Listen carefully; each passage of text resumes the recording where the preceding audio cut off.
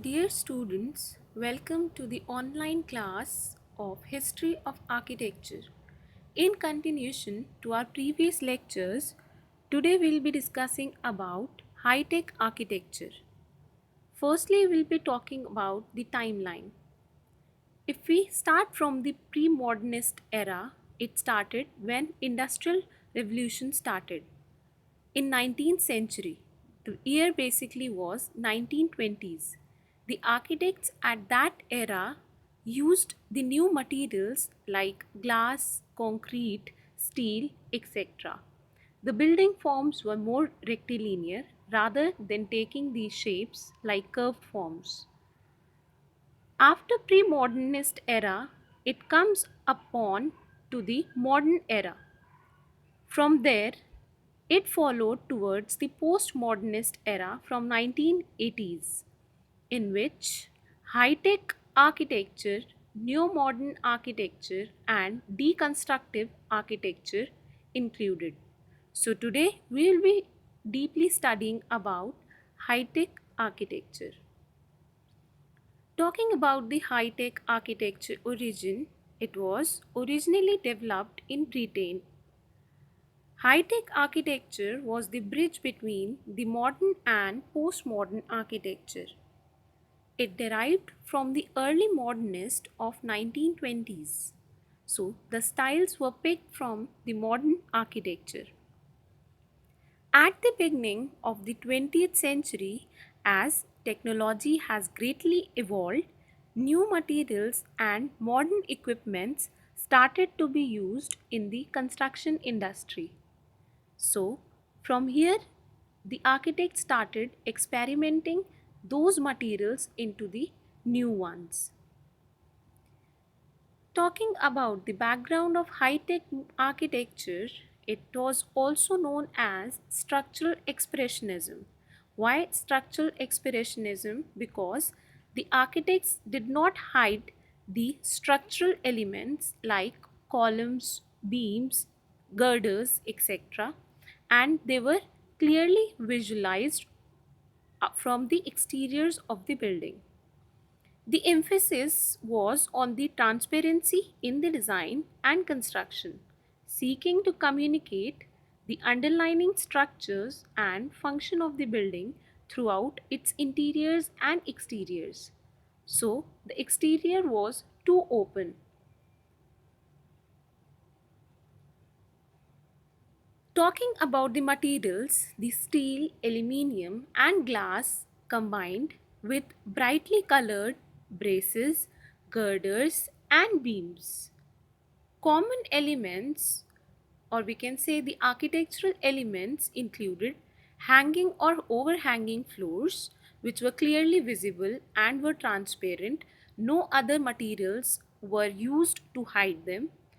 A lack of internal load bearing walls. No internal load bearing walls were given, only the column beam structure was framed out, and reconfigurable spaces were given inside the building. As we can see into the images, here is HSBC headquarters in Hong Kong.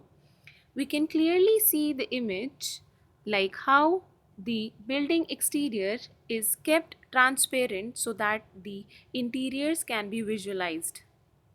Similarly, we can see the Hart Tower in New York, where the architect used the materials like aluminium, glass, and steel, etc., to keep the building transparent by using the geometrical patterns on the facade. The influence of Le Corbusier, Walter Gropius, and Mies van der Rohe is extensive throughout many of the principles and designs which were used in high-tech architecture. So, these were the architects from whom the high-tech architecture architects took the inspiration to carry forward their design. They focuses on creating adaptable buildings through choices of materials depending on which building suits the which material. Here we can see the town hall in London which is standing next to the Tower Bridge. Here also you can see how the material was kept transparent in the exteriors to club it from the interior exterior part of the building. So, the features of high-tech architecture started with technical construction, went upon the formal independent way of expression in which no other feature or material was used, simply the column beam structure was standard to gain the aesthetic qualities as well. So basically the technical construction included the column beam structures with the formal way of expressing the aesthetics of the building. Talking about the aim, so high-tech architecture aimed the to give everything an industrial experience or the appearances. The industrial appearances, like the buildings at that time looked the industrial or the factory kind of in appearance. The technical elements such as blinds or solar cells are kind of modern ornaments placed on the facades and were put together in repetitive sequence. So there were more technical equipments as solar cells, blinds, etc., which were kept on the facades of the building. This strengthens the impact of the object or building in a high-tech style, both in terms of function and the visual matter. So, if we club it all, so the high-tech architecture was the integration of the technical equipments and the building structure. Coming on to the principles of high-tech architecture. First is the technology. High-tech architecture was marked by a readiness to adapt new techniques from engineering and other technologies. They included use of prefabricated elements, glass walls, steel frames, etc.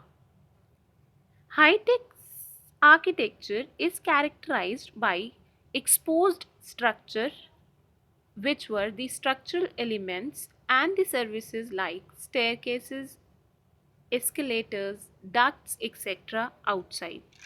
As we can see in the buildings itself, all the services which are kept inside the building, for example staircases, the ducts, etc., were kept out of the building and were treated for the aesthetic purposes.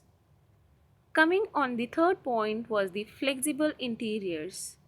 Its design is very much functionally oriented, having large interior open spaces and each access to all floors.